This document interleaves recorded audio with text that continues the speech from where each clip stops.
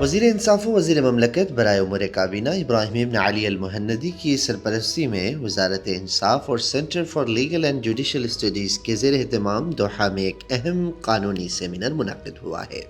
Seminar کا موضوع تھا چیک کے قانونی قواعد اور اس کے معاشی و سماجی اثرات۔ سیمینار میں مختلف قانونی ماہرین، جج حضرات، یونیورسٹی پروفیسرز اور پبلک و پرائیویٹ لاء کے ماہرین نے بھرپور شرکت کی۔ مقررین نے چیک کو قطری تجارتی قانون کے تحت ایک مؤثر اور قابل نفاذ آلہ قرار دینے کے پہلوؤں پر روشنی ڈالی اور اس کے قانونی، اقتصادی اور سماجی اثرات پر تفصیلی گفتگو کی۔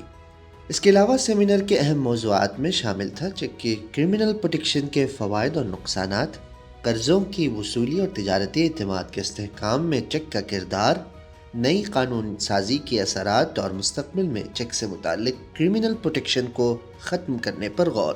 مقررین کے مطابق قطر نے قوانین کو جدید تقاضوں سے ہم آہنگ بنا کر بینکری اور تجارتی شعبے میں شفافیت اور اعتماد کو مضبوط کیا ہے۔